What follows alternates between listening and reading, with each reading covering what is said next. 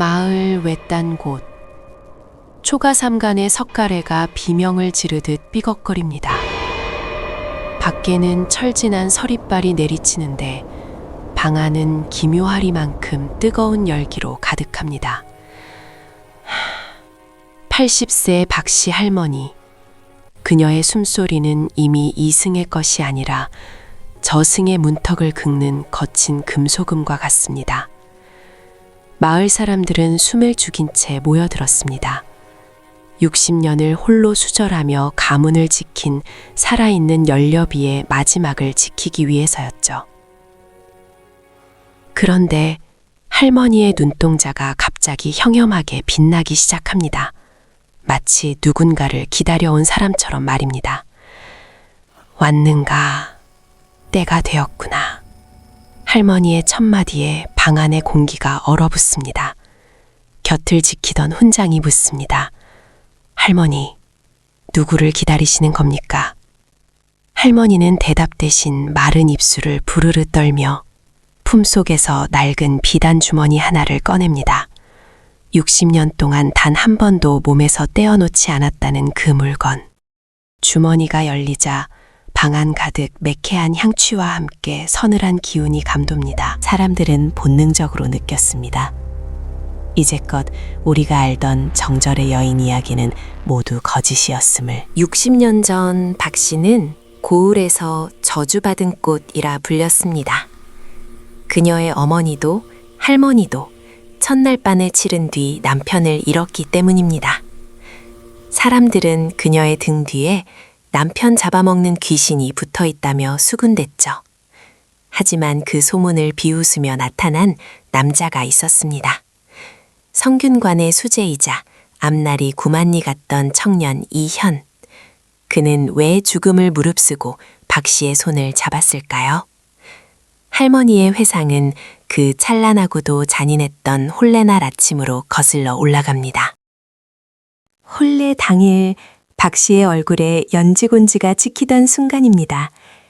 거울 속에 비친 자신의 모습 뒤로 박 씨는 보았습니다. 낯선 여인의 그림자가 자신의 어깨를 짓누르고 있는 것을요. 그 그림자는 박 씨의 귓가에 속삭였습니다.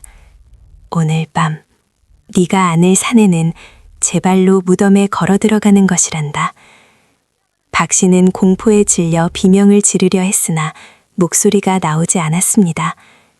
그때 밖에서 들려온 것은 신랑 이현의 당당한 웃음소리였습니다. 그것은 축복이었을까요? 아니면 장례를 알리는 종소리였을까요? 마당에는 잔치가 한창이었지만 하늘의 태양은 검게 변해갔습니다.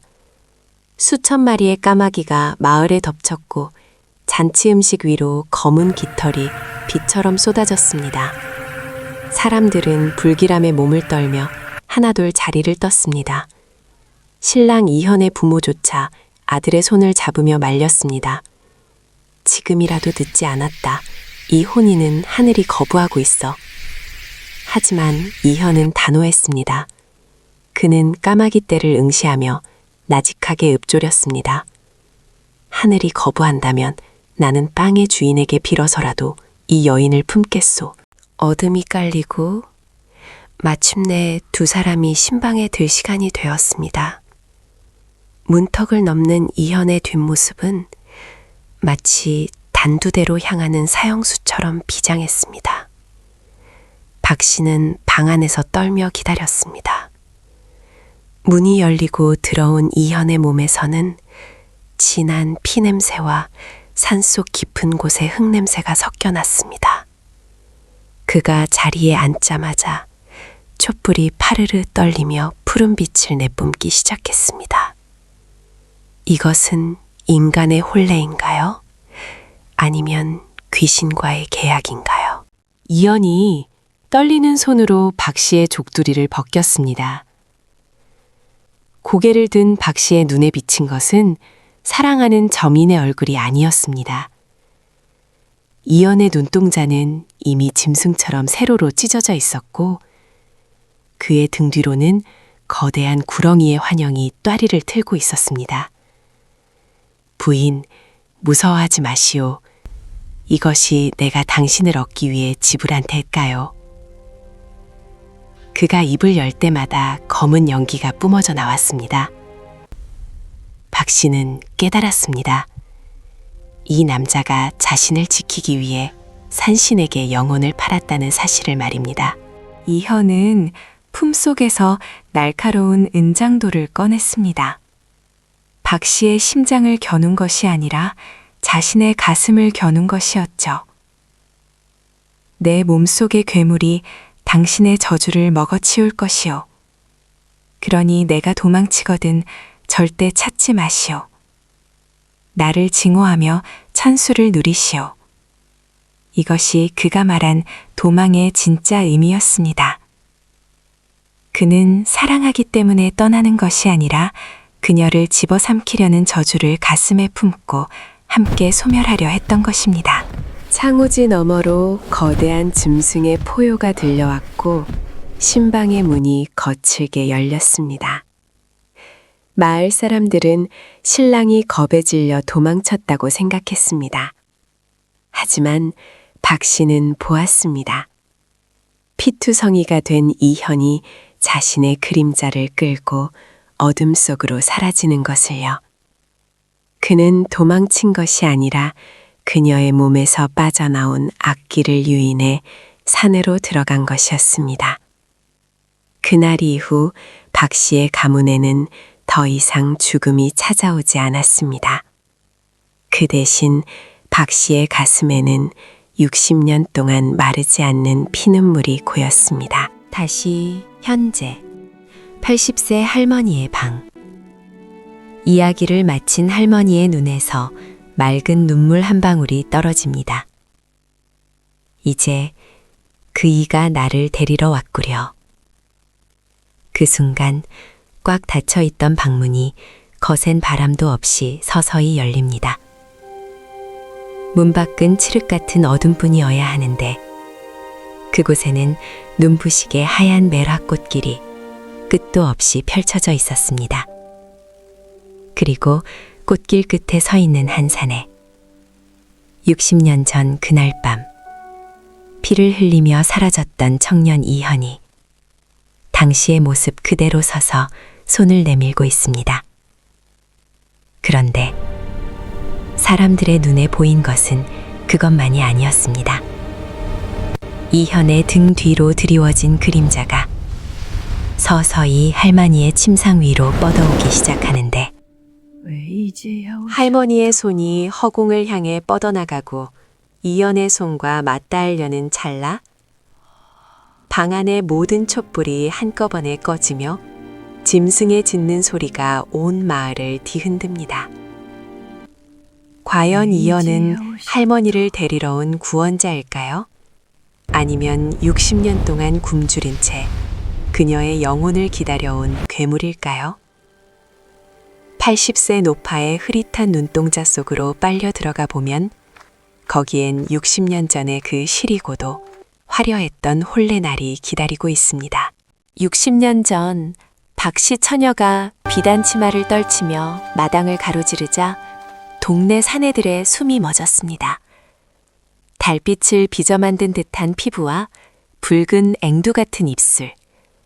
하지만 노인들은 혀를 찼습니다. 꽃이 너무 고우면 벌레가 아니라 귀신이 꼬이는 법이지.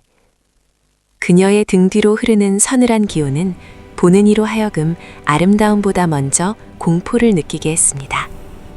그것은 이미 인간의 영역을 벗어난 매혹이었습니다. 말을 타고 들어오는 신랑 이현의 모습은 늠름했습니다. 그러나 박 씨와 눈이 마주치는 순간 이현의 말 흑풍이 갑자기 앞발을 들며 괴성을 질렀습니다. 짐승은 본능적으로 알고 있었습니다. 오늘 주인이 맞이할 신부는 정인이 아니라 아가리를 벌리고 있는 지옥의 문이라는 것을요. 이현의 안색이 순식간에 창백해졌지만 그는 고삐를 꽉 쥐며 속삭였습니다. 이미 시작된 일이다. 내어줄 것은 내어줘야지. 혼례식이 거행되던 대청마루. 신랑과 신부가 맞절을 하는 순간이었습니다. 바람 한 점 없는데 병풍 속의 호랑이가 요동치듯 흔들렸습니다. 구경하던 사람들은 헛것을 본 듯 눈을 비볐지만 호랑이의 눈동자는 이미 종이를 뚫고 나와 신랑의 목덜미를 노려보고 있었습니다. 그 순간 마을의 모든 시계와 시간을 알리는 종소리가 일제히 멈췄습니다. 오직 두 사람만이 흐르지 않는 시간 속에 갇힌 듯 했습니다. 두 사람이 부부의 연을 맺으며 나눠 마시는 합환주.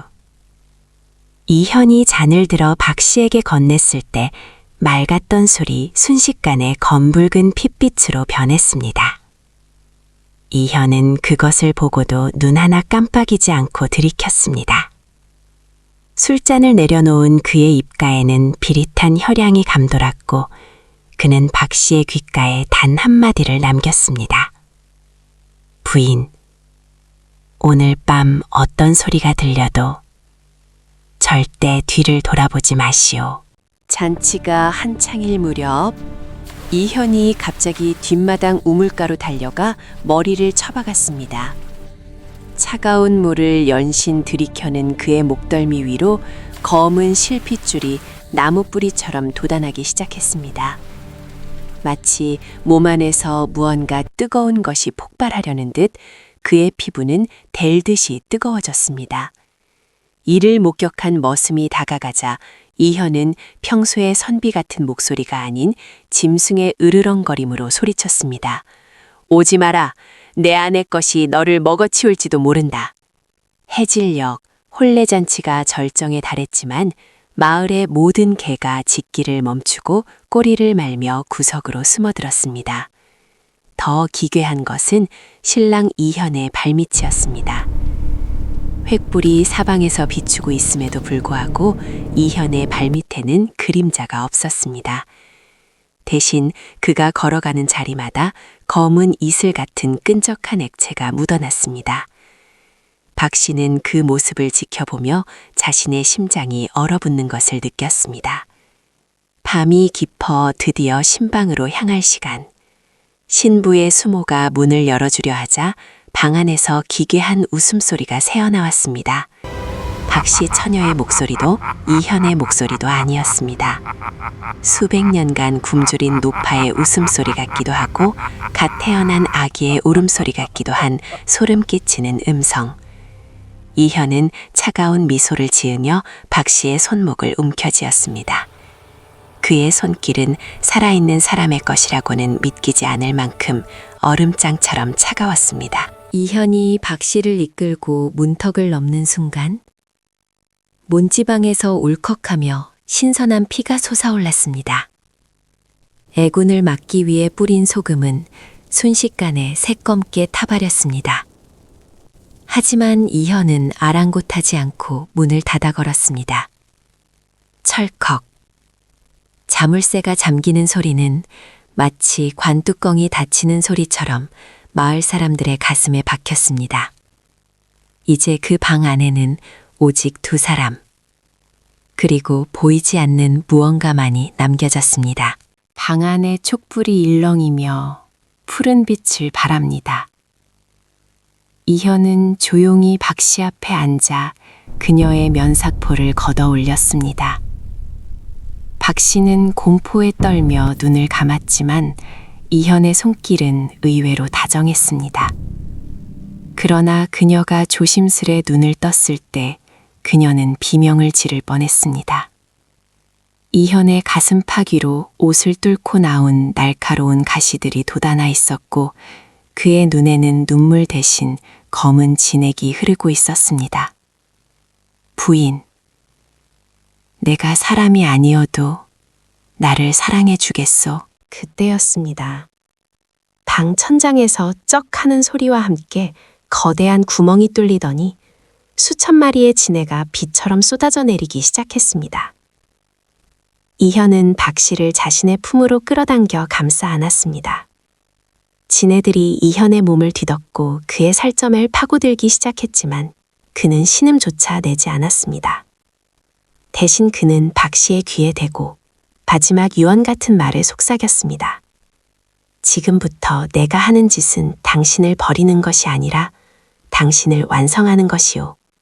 그 순간 이현은 미친 듯이 웃으며 방의 창문을 깨부수고 어둠 속으로 몸을 던졌습니다. 마을 사람들은 신랑이 도망갔다고 소리쳤지만 박 씨는 보았습니다. 창밖으로 뛰어내린 이현의 등 뒤에 아직 떼어내지 못한 박 씨 자신의 또 다른 자아가 매달려 있는 것을요. 이현이 박 씨의 저고리 고름을 풀려던 찰나 방 안의 모든 공기가 한 점으로 수렴하듯 잦아들었습니다. 촛불이 꺼지기 직전 마지막으로 크게 일렁이며 박 씨의 등 뒤를 비추었을 때 이현은 보았습니다. 박 씨의 고운 살결 위로 돋아난 것은 소름 돋는 비늘이었고 그녀의 척추를 따라 꿈틀대는 것은 인간의 뼈가 아닌 거대한 지네의 형상이었습니다. 그것은 가문의 저주가 실체화된 업신이었습니다. 박 씨의 입술은 가만히 닫혀 있었으나 그녀의 몸 안에서는 수천 명의 노파가 동시에 긁는 듯한 목소리가 터져나왔습니다. 드디어 신선한 재물이 왔구나. 이놈의 심장을 씹어 삼키면 나는 비로소 인간이 되리라. 박 씨의 눈동자가 뒤집히며 흰자위만 남았고 그녀의 손톱은 날카로운 갈고리가 되어 이현의 목을 겨냥했습니다. 하지만 이현은 당황하지 않았습니다. 그는 이미 혼례 일주일 전 가문의 금기를 어기고 마을 뒤편 금지된 산의 정상에 올랐었습니다. 그는 알고 있었습니다.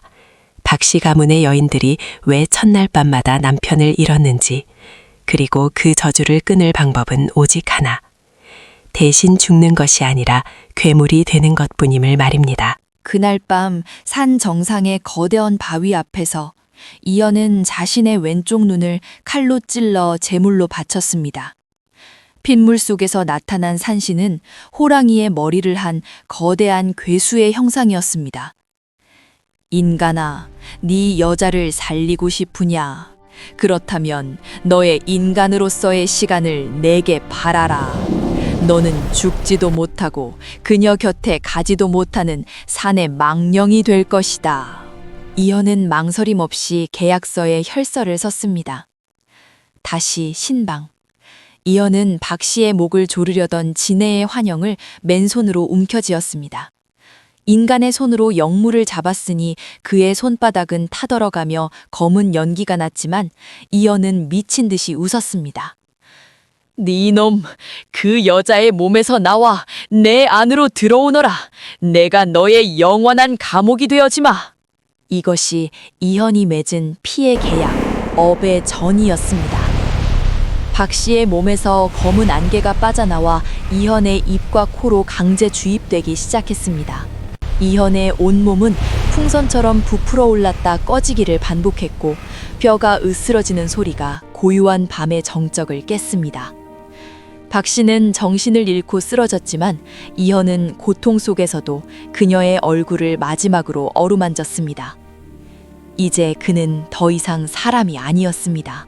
이현은 거울 속에 비친 자신의 괴물 같은 모습을 보았습니다. 얼굴 절반에는 비늘이 돋았고 남은 한쪽 눈은 짐승의 노란빛으로 변해 있었습니다. 이대로 박 씨가 깨어나 자신을 본다면 그녀는 평생 미쳐버릴 것이 분명했습니다. 그는 결심했습니다. 비겁하게 도망친 신랑이 되어 그녀의 기억 속에서 악당으로 남기로. 그것이 그녀가 온전한 인간으로 살아갈 수 있는 유일한 길이었습니다.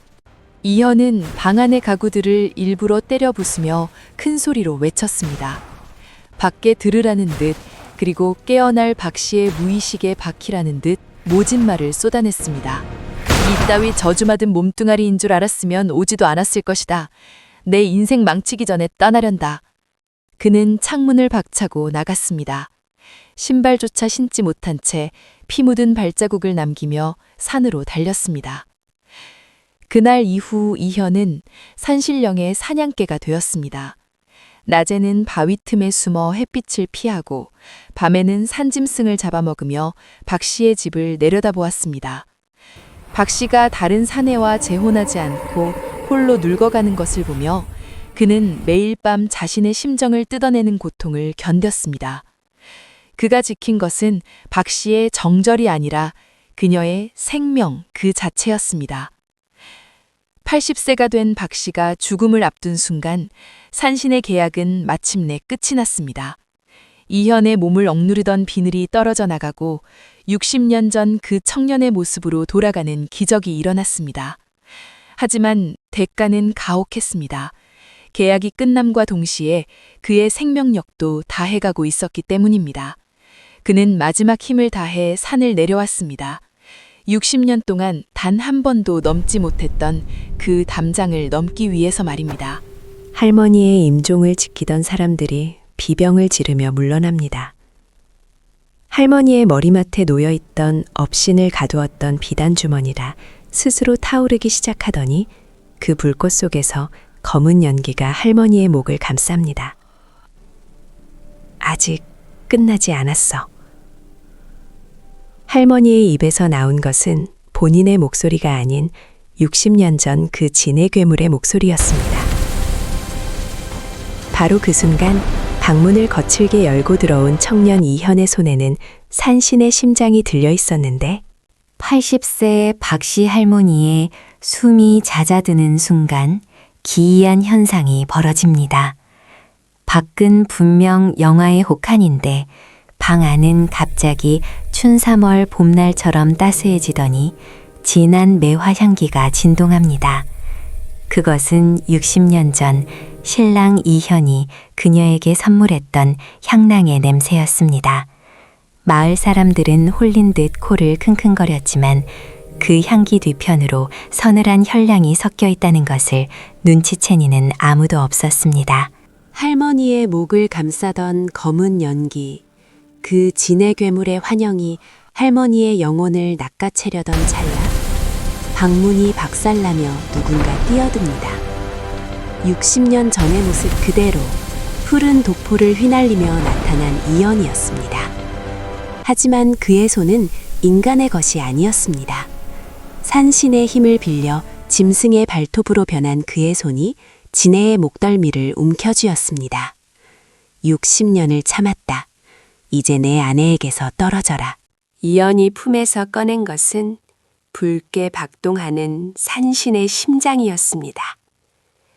그는 자신의 영혼을 완전히 소멸시키는 대가로 박씨 가문을 대대로 괴롭혀온 저주받은 업신을 그 심장 속에 가두어 함께 터뜨려 버렸습니다. 쾅쾅 하는 굉음과 함께 방 안의 모든 촛불이 일시적으로 꺼졌고 지독한 비명과 함께 진해의 환영은 가루가 되어 흩어졌습니다. 다시 불이 켜졌을 때 할머니는 평온하게 눈을 뜨고 이연을 바라보고 있었습니다. 사람들은 할머니가 이연을 보고 놀랄 줄 알았으나 할머니의 첫마디는 모두를 얼어붙게 했습니다. 왜 이제야 오셨소? 내가 60년을 이 저고리를 꿰매며 기다렸는데. 할머니는 이미 알고 있었던 것입니다. 그날 밤 이연이 자신을 버린 것이 아니라 자신의 저주를 짊어지고 나갔다는 것을요. 할머니가 마지막까지 손에 꼭 쥐고 있던 낡은 저고리. 사람들이 조심스레 그 저고리를 펼치자 방 안은 경악의 탄성이 터져 나왔습니다. 저고리의 안감은 온통 붉은 자수로 뒤덮여 있었는데 그것은 실이 아니라 할머니가 60년 동안 자신의 손가락을 찔러낸 피로 쓴 주문이었습니다. 박씨 할머니는 정절을 지킨 것이 아니었습니다.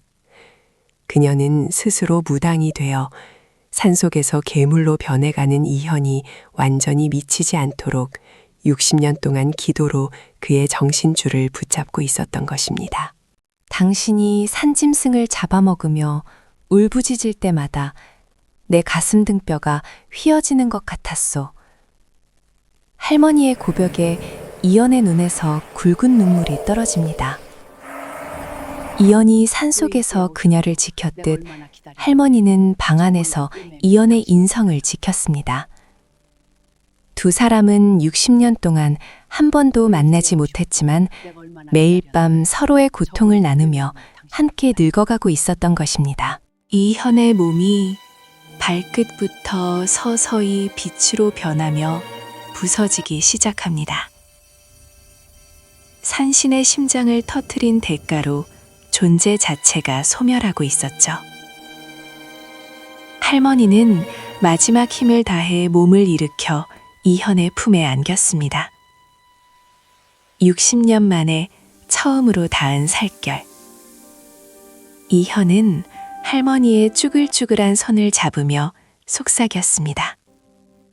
부인, 이제는 도망치지 않겠소. 저승길목은 내가 먼저 가서 매화꽃을 심어두리다. 놀라운 광경이 펼쳐집니다. 이현의 품에 안긴 할머니의 백발이 순식간에 칠흑백튼 흑발로 변하고 주름 가득했던 얼굴이 19세 꽃다운 신부의 모습으로 돌아갔습니다. 영혼이 육신의 굴레를 벗어던지는 순간 두 사람의 시간은 가장 행복했던 60년 전 그 찰나로 고정된 것입니다. 두 줄기 빛이 엉켜 방 천장을 뚫고 하늘로 솟구쳤습니다.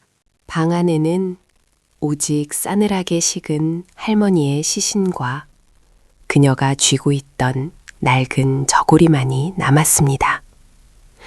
하지만 할머니의 얼굴은 그 어느 때보다 편안한 미소를 머금고 있었습니다. 마을 훈장은 그제야 깨달았습니다. 이 집 마당에 60년 동안 매화가 지지 않았던 이유가 할머니의 정절 때문이 아니라 두 괴물이 서로를 사랑하며 버텨낸 지독한 생명력 때문이었음을요. 마을 사람들이 할머니의 장례를 치르기 위해 관을 옮기려 할 때였습니다. 할머니의 방 바닥 아래에서 60년 동안 숨겨져 있던 비밀 공간이 발견되었습니다. 그곳에는 이현이 과거 시험을 준비할 때 썼던 붓과 최근에 누군가 적은 듯한 필체의 종이가 놓여 있었습니다. 81년째 되는 해 다시 태어날 그대를 찾으러 가겠소. 그때는 꽃가마에 태워 보내주리다. 마을 사람들은 공포에 질렸습니다. 할머니는 방금 죽었는데 이 글은 대체 누가 언제 쓴 것일까요? 60년의 세월을 뛰어넘은 이 기괴하고도 숭고한 사랑, 여러분은 어떻게 보셨나요? 진정한 사랑은 축복일까요? 아니면 서로를 옳감에는 가장 잔인한 저주일까요? 여러분의 의견을 댓글로 남겨주시고 좋아요로 이들의 넋을 기려주세요. 몽경여화였습니다.